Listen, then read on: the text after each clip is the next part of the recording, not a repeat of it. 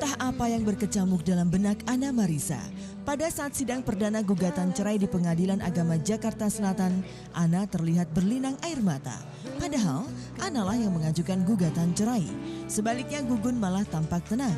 Selain didampingi pengacaranya Dwi Hari Sulistiawan, Gugun turut ditemani orang tuanya Sukobagio dan Tuning. Sidang kemarin beragendakan mediasi.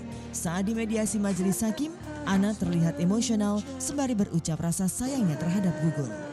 Sedih karena harus berakhir seperti ini. Berarti Ana masih sayang sama Gugun ya? Sayang banget. Kalau anak sayang, kakak harus memutuskan hal seperti ini. Ini yang jalan yang terbaik, Mas.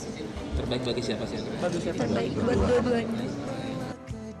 Sepertinya mereka mantap berpisah. Ana tetap pada keputusan bercerai. Gugun pun telah pasrah melanjutkan hidupnya tanpa Ana. Sulit mengharapkan pasangan suami istri dengan satu anak itu bakal rujuk kembali. Banyak hal yang disebutkan menjadi alasan Ana menggugat cerai. Mulai dari ketidakharmonisan hubungan Ana dengan orang tua Gugun, sikap Gugun yang gampang marah, hingga ketidakmampuan Gugun sebagai kepala rumah tangga. Sayangnya, Ana enggan mengungkap alasan utamanya meminta cerai. Biar Ana aja sama keluarga yang tahu. Tadi sudah dinasihatin panjang lebar bahwa ya mereka pada intinya kedua belah pihak sudah sepakat bahwa Gugun juga sudah ikhlas ya, masing-masing juga bersepakat untuk melanjutkan masa depannya masing-masing sendiri. Walaupun perceraian telah di depan mata, Pipit Dian Irawati berharap Ana mau berpikir ulang. Istri Ustadz Uja yang menjadi sahabat karib Ana ini mengakui memang terdapat masalah dalam rumah tangga Ana dan Gugun. Meski demikian, masalah tersebut dikatakan Ana masih bisa dikesampingkan bila Ana dan Gugun mau rujuk kembali. Minta solusi bahwa Ana pengen menyudahi hubungan ini gitu. Dari segi agama Uja ngejelasin, dari segi hukum Mas Gusti juga ngejelasin, dan keluarganya pun juga tanya, meyakinkan lagi ke Ana, pikirin lagi, lu mau cerai pikirin lagi gitu. Jadi buang permasalahan yang selama ini ngeganjel mungkin gitu ya, nggak usah lihat itu, lihat Mas Gugun. Kayaknya ini yang terbaik deh. Akan tetap berpisah. Walaupun keadaan nanti akan berubah, Mas Gugun seperti apa? Kayaknya tetap kedesan anak pengen berpisah. Cinta yang sejati itu di saat pasangan kita itu terpuruk, jatuh, benar-benar tidak berdaya, kita nggak meninggalkan dia gitu. Kita nggak meninggalkan dia.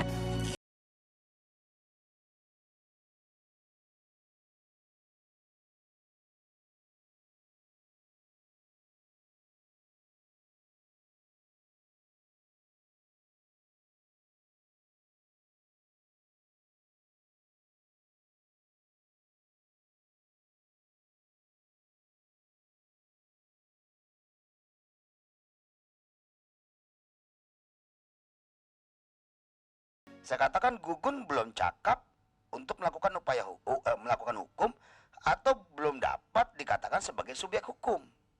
Sehingga kalau dia digugat, apa yang dia ngerti?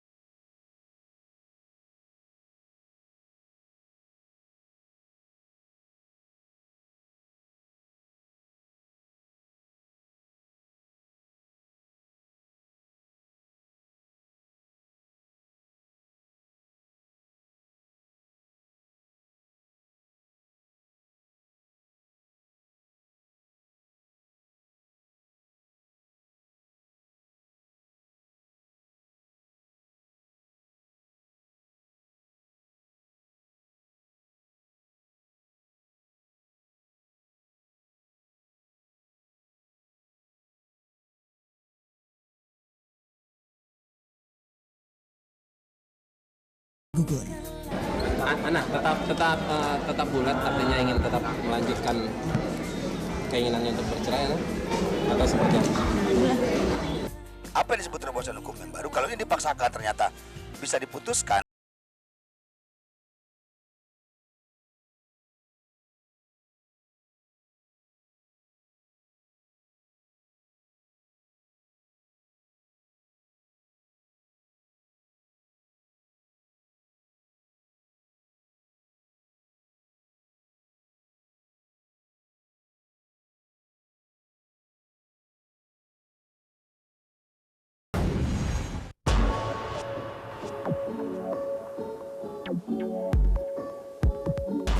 Pemirsa, pemberitaan video mesum mirip artis yang ditayangkan Infotainment rupanya bikin gundah Komisi Penyiaran Indonesia. KPI menilai pemberitaan kasus video panas bermuatan cabul atau pornografi. KPU pun melayangkan peringatan kepada tayangan Infotainment. Sikap itu jelas ditentang wartawan Infotainment karena mereka telah menerapkan self-censor. Ironisnya, keberatan kalangan Infotainment ditanggapi KPI secara negatif. Ujung-ujungnya, KPI berniat mengubah status tayangan Infotainment dari faktual menjadi non-faktual. Tentu ada kode etik jurnalistik, ya, yang misalnya meresahkan itu apa?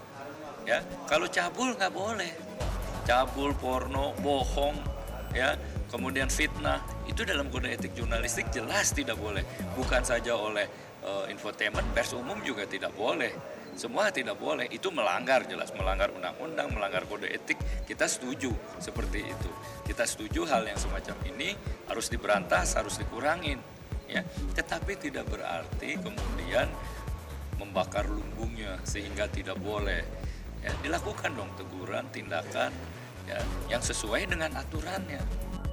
Bila KPI memandang negatif tayangan Infotainment, sebaliknya kalangan artis justru menilai positif berita-berita yang disampaikan wartawan Infotainment.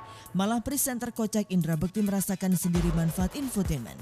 Sedangkan Ben Joshua menilai Infotainment tidak melulu berisi berita negatif kehidupan artis.